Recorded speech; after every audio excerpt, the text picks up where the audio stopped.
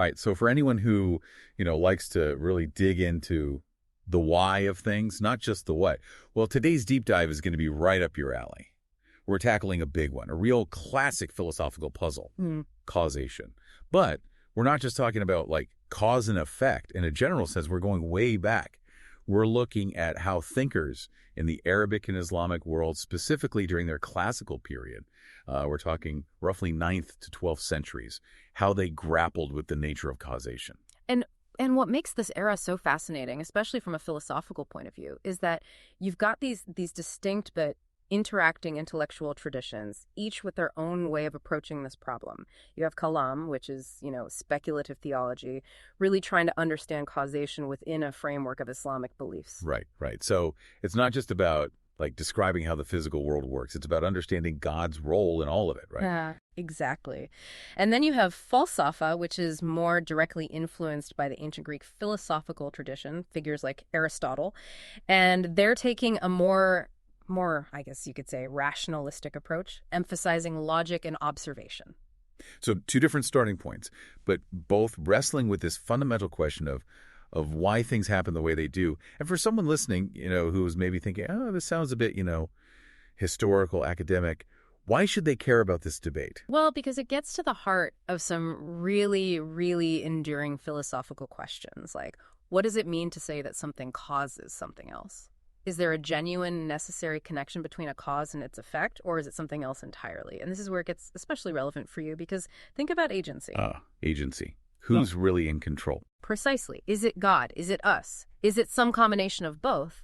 And how do we even begin to reconcile those different perspectives? And what you'll see is some of the arguments developed during this period, they have a surprising resonance with later Western philosophical ideas. Some might even say you can see the seeds of something like occasionalism being sown in these debates. Occasionalism, right, where God is seen as the sole true cause of everything that happens. Okay. Fascinating.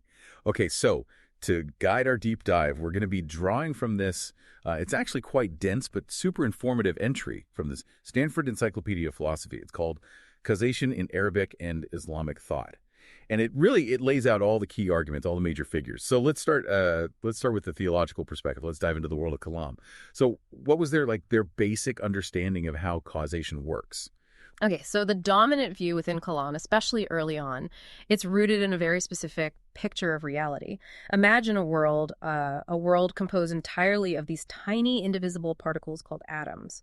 And then you have these fleeting properties, these accidents that attach to the atoms, kind of like, qualities or characteristics. Okay, so we're talking about like a very atomistic view of reality. Everything's made up of these tiny building blocks. Exactly. And here's the kicker. According to this view, God isn't just the creator of these atoms and accidents, right? Yeah. He's also the direct and immediate cause of every single change that happens in this atomic world, like constantly. It's continuous creation. So it's not like God created the universe and then just let it run on autopilot. They're saying he's actively involved at every single moment. Yeah, absolutely. So to give you a concrete example, imagine you're looking at your hand and it's pale. Okay, my hand, pale. Got it. So, according to this view, your hand is pale because God is creating the atoms that make up your hand and the accident of paleness in that very moment. If you go out in the sun and your hand gets tan, it's not because the sun somehow directly acted on your skin. It's because God decided to create different atoms perhaps, and definitely a different accident of, redness or brownness. So every little change, every shift in color, every movement, it's all directly caused by God. That's a pretty radical way of thinking about everyday experience. It is, but this idea that God is the immediate cause of everything, it wasn't universally accepted. Even within Kalam, you have a group called the Mutazilites, and they really push back against this. Yeah, the Mutazilites, they were known for kind of emphasizing human free will, right? Yeah. How do they fit that into this picture where God's supposed to be causing everything? Yeah, well, for them, it was really a matter of divine justice. They were deeply committed to the idea that God is just. Okay, justice, right. So how does that relate to causation? Well, they argued, if God is causing absolutely everything we do, then how can we be held morally responsible for our actions?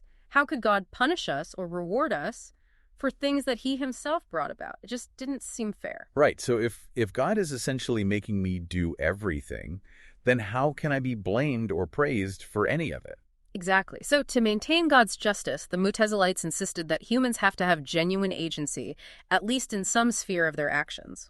Okay, so they're trying to carve out a space for human free will, a space where we are the true authors of our actions. But how do they explain that within a system where God is still the ultimate creator of everything? Right. So they made a really interesting distinction between two types of actions. They talked about actions that are directly produced by human power and actions that are produced by generation. They had this Arabic term for it, tawalud. It's kind of like indirect causation. Okay, to wallet, indirect causation. Give me an example. Help me wrap my head around this. Okay, so imagine you decide uh, to punch a wall.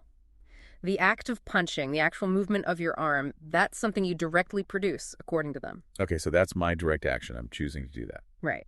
But let's say in punching the wall, you break your hand. The broken hand, that's a subsequent event. It's an accident that results from your initial action. Right. So the punching is my fault, but maybe the broken hand is. Well, this is where the Mutazilites get really subtle. They say, yeah, you directly produce the punch, but the broken hand, that's still created by God.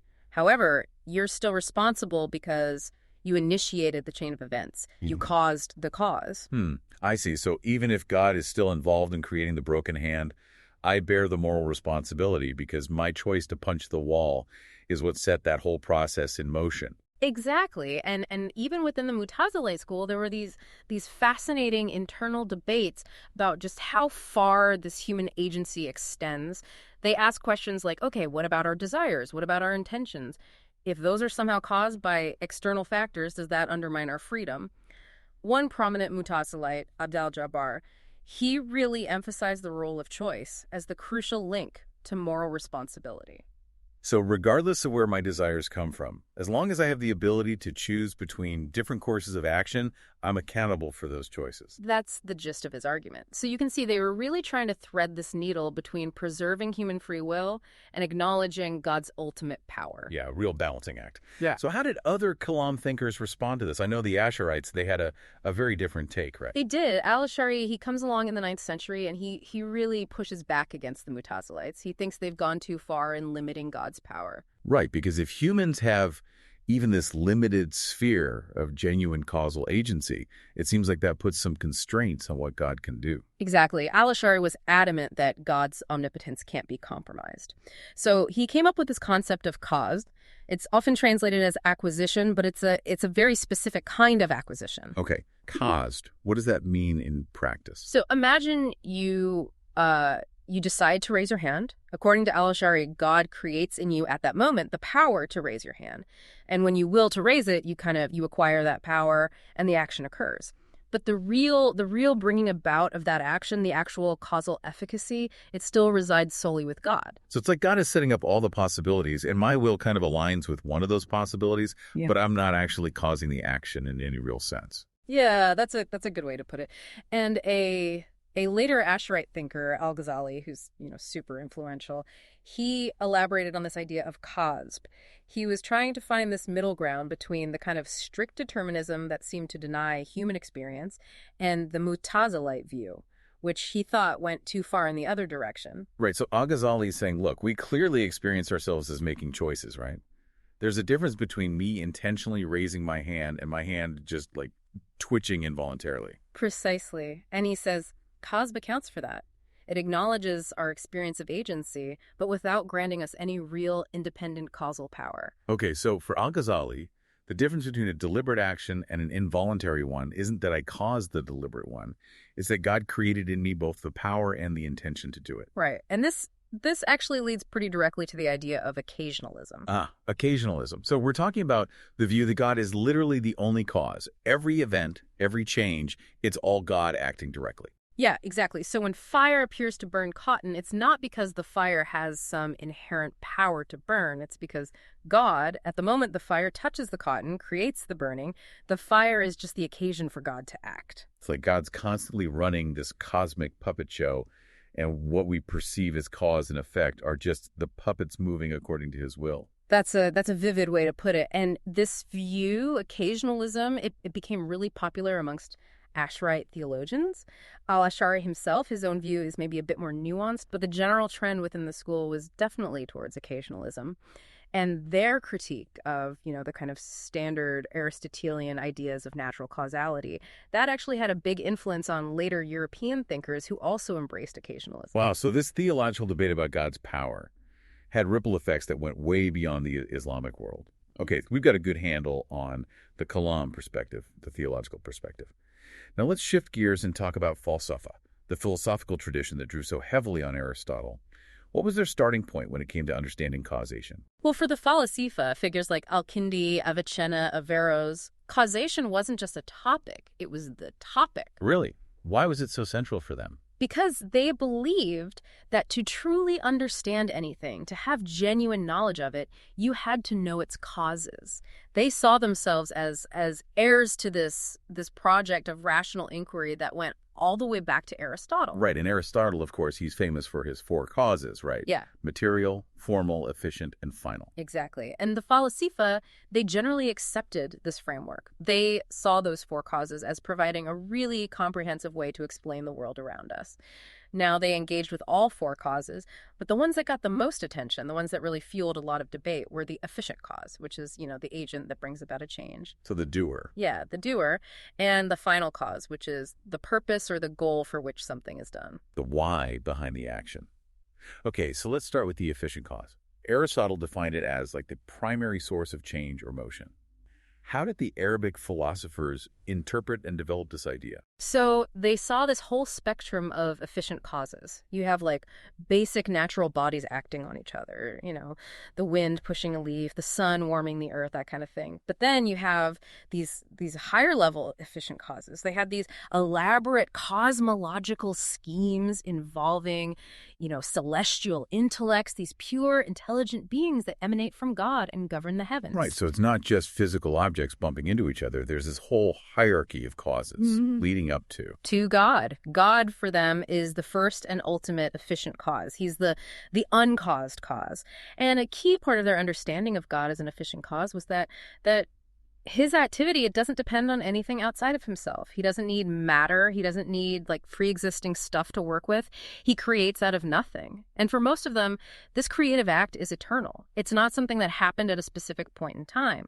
Although we did mention earlier, Al-Kindi, he was an exception there. He argued for creation in time, right? Yeah. And then later you have Averroes, who he kind of downplayed God's role as an efficient cause, at least in the traditional sense. Yeah. He saw God more as like this final cause, this ultimate attractor that everything is drawn towards. That's right. Averroes, especially in his later works, he was really interested in this idea of God as the unmoved mover, this ultimate source of motion and change, but not through direct creation, more through this idea of final causality, this pull towards perfection. But going back to Al-Kindi, he actually made some really interesting early attempts to provide a unified account of efficient causation that could encompass both, created beings and God. He wanted to show how those different levels of causation fit together. And didn't he use the analogy of a craftsman to explain this? He did. He talked about like a goldsmith making a coin. Okay, a goldsmith. How does that relate to causation? So the goldsmith is the efficient cause. Mm-hmm. He's the one who takes this raw material, the gold, and gives it a specific form, the form of the coin. And then Al-Kindi said, well, you can think of God as this ultimate craftsman, this cosmic artisan who brings order and form to all of creation, but on a vastly grander scale. I see. So just like the goldsmith shapes the gold, God shapes the universe. Right. And to illustrate how these different levels of efficient causes relate to each other, he uses this really, really famous example, the archer shooting an arrow. Ah, the archer and the arrow. That's a classic. It is. So he says the archer is the remote efficient cause. He's the one who sets the whole process in motion. But the arrow itself, the arrow is the proximate efficient cause. It's the thing that directly impacts the target. And for Al-Kindi, this distinction, it really highlighted the idea that created beings, they can be efficient causes, but their causal power, it's ultimately derived from and dependent on God. He used the same kind of logic to explain, processes of generation and corruption in the natural world, life and death, growth and decay. So it's like the archer gives the arrow its initial push, its power, but then the arrow itself carries out the action. And Al-Kindi is saying it's kind of similar with God and created beings. God gives us this capacity to act, but then we carry out those actions in the world. It's a pretty subtle way of trying to balance those two things. And this seems quite different from the occasionalist view we were talking about before, right? It is. Al-Kindi, He's not saying that God's the only cause. He's saying that God is the ultimate source of causal power, but that created beings can be genuine, albeit derivative, efficient causes. He even went so far as to draw this distinction between what he called a true agent, which is something that acts without being acted upon, and he reserves that label solely for God. Okay, so God is the only true agent in that sense. Right. And then he talks about metaphorical agents, and that's how he describes created beings. He says we're metaphorical agents because we can both act and be acted upon. Right, so we're both cause and effect in a way that God isn't. Okay, that's helpful. So that kind of sets the stage for Avicenna, who really delved into this whole issue of efficient causation in much greater detail. He did. Avicenna, in his massive encyclopedia of philosophy and science, the Book of Healing, he actually provides two different definitions of an agent, of an efficient cause. He gives a physical definition and a metaphysical definition. Okay, two definitions. So what's the difference? Well, the physical definition, that's more about, things moving and changing in the physical world. He says an agent, in that sense, is that which initiates motion in something else. So the wind moving a leaf. Right. That's a pretty straightforward physical interaction. Exactly. But then he gives this more general metaphysical definition. He says an agent, in this broader sense, is that which bestows existence upon another. Okay, bestowing existence. That sounds a lot more like what God does. It is. And Avicenna, he was very careful to point out some common misconceptions about agency. For example, he said, it's not necessary for an agent to have been inactive at some point and then become active. Right, because we tend to think of agents as things that start acting, right? Yeah, but Avicenna is saying, no, that's not always the case. And this was really important for him because, God, in his view, is eternally active. God never starts acting. He's always been acting. And he also emphasized that an agent, it doesn't have to be acted upon itself in order to act on something else. Again, this is important when you're thinking about God because God acts on the world, but the world doesn't act back on God in the same way. God's not getting nudged into action by something else. Right. Okay, so Avicenna is clarifying these key points about agency, and he also develops this really intricate hierarchy of efficient causes, right? Yeah. It's all part of his famous emanationist cosmology. Right. So at the very top, you have God, whose existence is absolutely necessary. And just by virtue of his being, by virtue of who he is, he necessarily brings about the existence of the first intelligence. The first intelligence, right. That's like the first emanation from God. Exactly. And then that first intelligence, it gives rise to the next intelligence and so on down through this whole series of celestial intellects. And eventually you get to this really important one called the agent intellect, which is responsible for bringing forms into matter in the sublunary world, the world down here. Mm-hmm. So each level in this hierarchy, it acts as an efficient cause with respect to the level below it. So it's this downward flow of being and causal power originating from God. Precisely. And one of the things that Avicenna really wrestled with was this question of the relationship between a cause and its effect in terms of time. Does the cause always come before the effect? That seems pretty intuitive, right? Cause precedes effect. Yeah, and Avicenna, he actually agrees that there's a kind of priority of the cause, but he says it's not necessarily a temporal priority. It's more of an ontological priority. Okay, ontological meaning like a priority in terms of being or existence. Right. So to explain this, he distinguishes between what he calls true efficient causes and what he calls auxiliary causes or, preparatory causes. Okay, true versus auxiliary. What's the difference? So think about a builder constructing a house. We usually say, oh, the builder is the cause of the house. But Avicenna, he says, no, the builder is the true efficient cause of the building process. The building process itself. Right, which is happening simultaneously with the builder's activity. Mm. The bricks, the wood, the tools, those are all auxiliary causes. They're necessary, but they're not the true efficient cause in the same way. I see. So the builder's action and the process of the house coming into being, those are happening at the same time. And then ultimately, if you go even further up the chain, you'd say that God is the true efficient cause of the builder's existence and therefore of the house's existence as well. Exactly. So you're shifting away from this purely linear temporal understanding of cause and effect, and you're thinking more about this kind of web of ontological dependence. So things depend on each other for their existence, even if they might appear to come before or after each other in time. Okay, that's really interesting. So Avicenna had this very elaborate and influential system, but he wasn't without his critics, right? Oh, absolutely not. I mean, he was a towering figure, but he sparked a lot of debate. We mentioned Al-Ghazali before, and he was a big critic of Avicenna, especially from that theological perspective. He thought that Avicenna gave too much causal power to these created beings, these intellects, and that it detracted from God's absolute sovereignty. Al-Ghazali, he wanted to keep the focus on God's will as the primary driver of everything.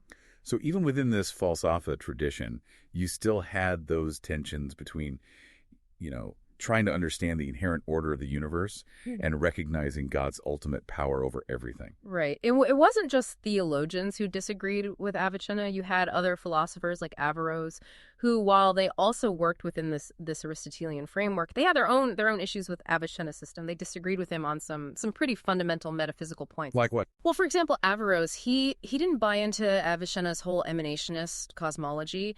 He had a different way of understanding how the universe came into being, and he also had a slightly different interpretation of God's role in all of this. Remember, he kind of downplayed God as an efficient cause and focused more on God as this final cause. Right, this ultimate goal that everything is striving towards.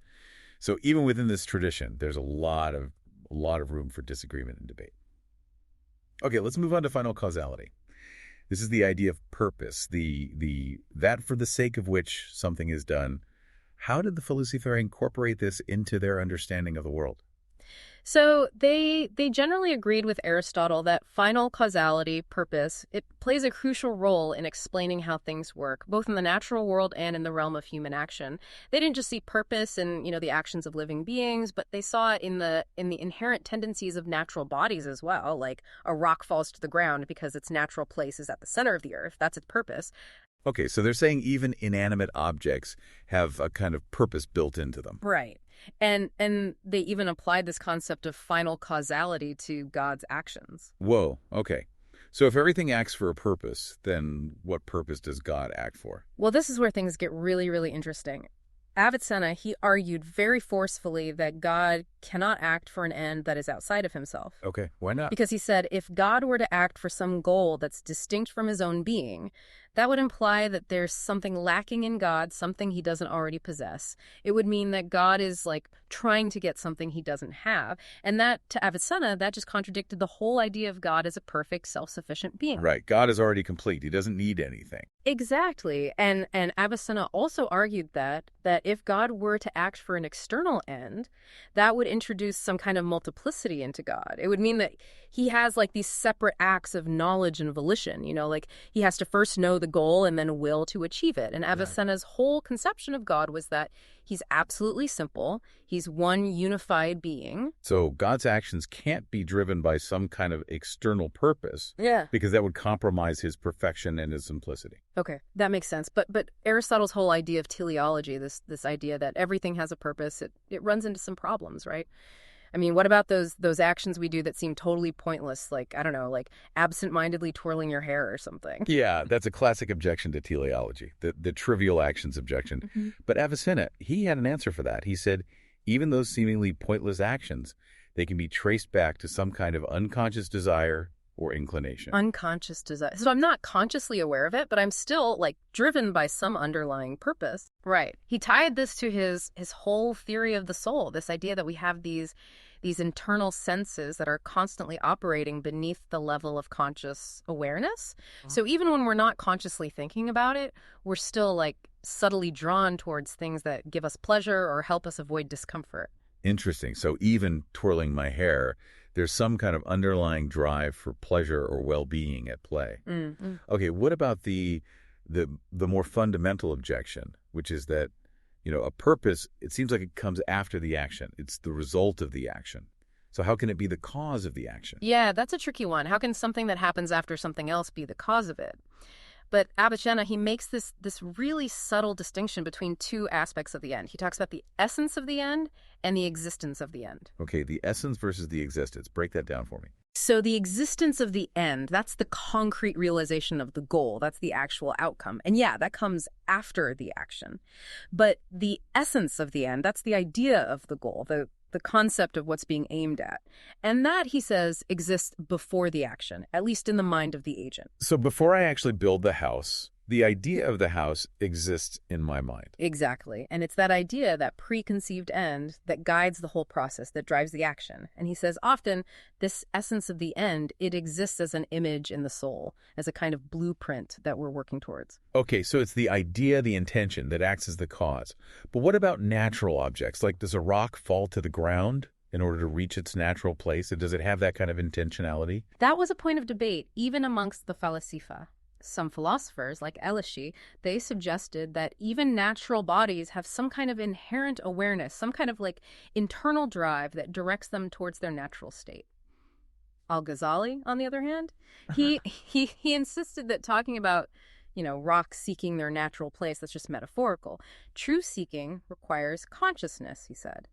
Avicenna kind of tried to find a middle ground with this idea of natural inclination. Natural inclination, right. That's the idea that things have this kind of inbuilt tendency to move towards certain states. It's not conscious intention, but it's like a pre-programmed behavior almost. Exactly. So you can see they were really trying to grapple with this question of how far this idea of teleology extends. Does it apply to everything in the universe, or are there limits? Okay, so we've talked about efficient causality, we've talked about final causality. Now let's get into a really thorny issue. Modality. We're talking about like necessity and possibility. Yeah, exactly. And how those concepts relate to causation.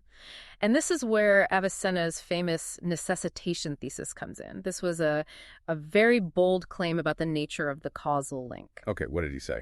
He said, with the existence of its complete cause, the existence of its effect is necessary. Whoa. So he's saying if you have the cause and all the necessary conditions are met, then the effect must follow. There's no way around it. Yeah, that's the core idea. And he argued for this in his big work on metaphysics. What was his reasoning? So he was trying to establish this idea that the priority of the cause to its effect, it's not just a temporal thing, it's an ontological thing. It's about dependence and being. He said, if a cause exists and it has everything it needs to produce its effect, and there are no obstacles in the way, then the effect simply must exist. It can't not exist. He's saying mere possibility isn't enough to explain why things actually happen. There has to be something that necessitates the effect, given the cause. And this idea, it's actually very closely related to the principle of sufficient reason. Right, the idea that everything must have a reason or a cause. So for Avicenna, a true cause doesn't just make its effect likely, it makes it inevitable, assuming all the right conditions are met. Okay, so how did this apply to, like, God's relationship to the world and to just ordinary cause and effect relationships in the natural world? Right. So Avicenna, he actually made a distinction here. He said, when it comes to God, the relationship between God and the first intelligence that emanates from him, that's a relationship of absolute necessity. So given God's existence, the first intelligence must exist. Exactly. Because God's being is perfectly self-sufficient, and his knowledge and will, they're immutable, they don't change. So whatever he knows and wills, it has to be. But when you look at causation in the sublunary world, the world down here, it's usually not a matter of absolute necessity. It's a matter of possibility that gets actualized. Possibility that gets actualized. So the effect is possible given the cause, but it doesn't become actual until the cause's power is actually exerted and there's a suitable patient, something for it to act upon, and there are no impediments, nothing blocking it. Right. So it's like the seed has the potential to grow into a tree, but that potential doesn't get realized until it's planted in soil, it gets water and sunlight, and there's no, bugs or diseases that kill it off.